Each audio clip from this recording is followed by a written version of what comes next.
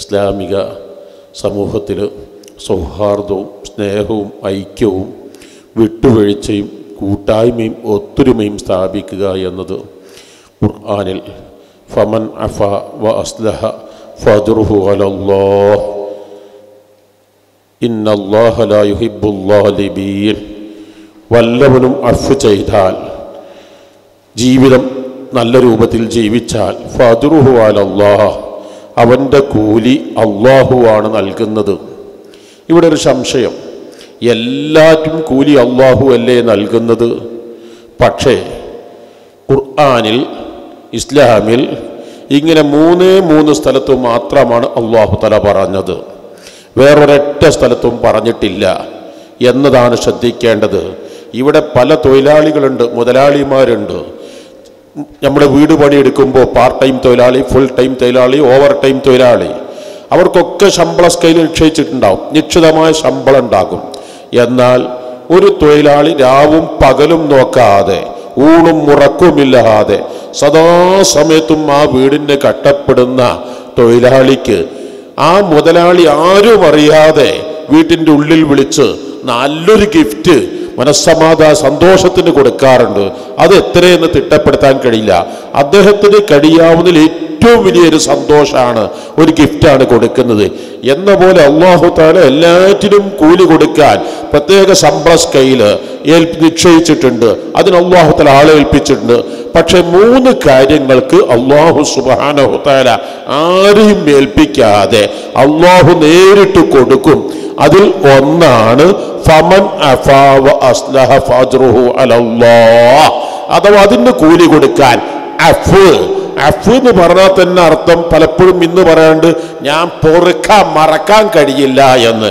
എന്നാൽ അഫ് എന്ന് പറഞ്ഞാൽ മായ്ച്ച് കളഞ്ഞിട്ട് അതിൻ്റെ അടയാളം പോലും ഇല്ലാത്ത രൂപത്തിൽ പൊറുത്ത് മറന്ന് അങ്ങനെ ഫുൾ ഡിലീറ്റ് ചെയ്ത് ഒന്നുമില്ലാതെ മനുഷ്യബന്ധങ്ങളിൽ ബന്ധുക്കളോടോ കുടുംബങ്ങളോടോ അയൽവാസികളോടോ കൂട്ടുകാരോടോ സഹപ്രവർത്തകരോടോ എന്തുണ്ടെങ്കിലും അത് അഫ് ചെയ്താൽ അല്ലാഹു നൽകുന്ന ഒന്ന് എത്രയെന്ന് തിട്ടപ്പെടുത്താൻ കഴിയില്ല.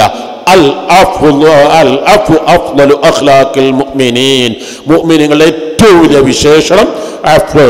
രണ്ടാമത് അല്ലാഹു തആല ഖുർആനിൽ പറഞ്ഞത് ഇന്നമാ യുവഫസ്വാബിറൂന അജ്റുഹും ബിഗൈരി ഹിസാബ്. പ്രയാസങ്ങളും വിഷമങ്ങളും രോഗങ്ങളും ബുദ്ധിമുട്ടുകളും കഷ്ടപ്പാടുകളും ദുരിതങ്ങളും ആക്സിഡന്റുകളൊക്കെ മനുഷ്യ സഹജമാണ്, അല്ലാഹു നിശ്ചയിച്ചതാണ്. പക്ഷേ അവിടെ പതറിപ്പോകാതെ അതിന് ക്ഷമിക്കുന്നുവെങ്കിൽ വലനബുലുവന്നകും ബിശൈഇൻ മിനൽ ഖൗഫി വൽ ജൂഇ വനഖ്സിൻ മിനൽ അംവാലി വൽ അൻഫുസി വസ്സമറാത്ത് ബശ്ശിരി സ്വാബിരീന അല്ലദീന ഇദാ അസ്വാബതുഹും മുസീബ ഖാലൂ ഇന്നാ ലില്ലാഹി വ ഇന്നാ ഇലൈഹി റാജിഊൻ. അപ്പോഴും കൂലി അല്ലാഹു ആണ് നൽകുന്നത്. മൂന്നാമത്തത് നമ്മളൊക്കെയും കേൾക്കുന്ന ഇല്ല സൗമു ഫഇന്നഹു ലീ വ അനാ അജ്സീ ബിഹി. ഈ റമളാനിലെ 30 ദിവസം കൊണ്ട് ഒരു വർഷത്തിൽ മനുഷ്യന് എല്ലാ വെറുപ്പുകളും വൈരാഗ്യങ്ങളും അങ്ങ് മറന്ന് ഒരു ട്രെയിനിങ് കോഴ്സാണ്. അപ്പം അതുകൊണ്ട് ഞാൻ എൻ്റെ സംസാരം ദീർഘിപ്പിക്കുന്നില്ല. മഹാനായ സുൽത്താൻ ഉലമ കാന്തപുരം ഉസ്താദ് ഇന്ന് നമുക്കുള്ള അൽഹംദുലില്ലാ പലതും അവിടുന്ന് വളർത്തേണ്ടതുണ്ട്, പലതും മനസ്സിലാക്കേണ്ടതുണ്ട്. ഉസ്താദിൻ്റെ ആ വിട്ടുവീഴ്ചയും ഉസ്താദിൻ്റെ ആ സൗഹാർദ്ദവും എല്ലാ സമയങ്ങളിലും കണ്ടുപഠിക്കേണ്ടതുണ്ട്. അൽഹംദുലില്ലാ അത് തന്നെയാണ് മാഷാ അല്ലാഹ് ഇന്ന് ഈ സ്ഥാപനത്തെ ഇത്ര ഉയരങ്ങളിലേക്ക് ഉയർത്തിയത്.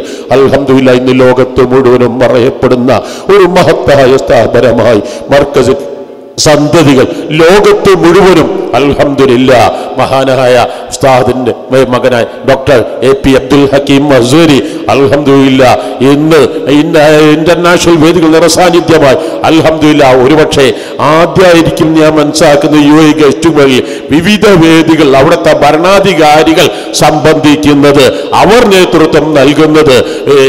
അബുദാബിയിൽ നഹിയ മുബാറക്ക് അവിടുത്തെ മന്ത്രി, അതുപോലെ തന്നെ അജ്മാലിൽ, ഇങ്ങനെയൊക്കെ അൽഹംദുലില്ലാ ഈ സ്ഥാപനവും സ്ഥാപനത്തിൻ്റെ സന്തതികളും ഉസ്താദിൻ്റെ കുടുംബവും എല്ലാം വളരുന്നതിൻ്റെ പ്രധാന കാരണം ഉസ്താദിൻ്റെ ചരിത്രം എഴുതുമ്പോൾ ആദ്യം അൽ അഫ്വിൻ്റെ എല്ലാ വിട്ടുവീഴ്ചയുടെയും മനോഭാവം. അപ്പൊ ഇൻഷാ അല്ലാഹ് റമളാൻ അത് മുഖമുദ്രയാക്കി നമുക്ക് നീങ്ങാം. അല്ലാഹ് നീ തൗഫീഖ് നൽകണേ അല്ലാഹ്.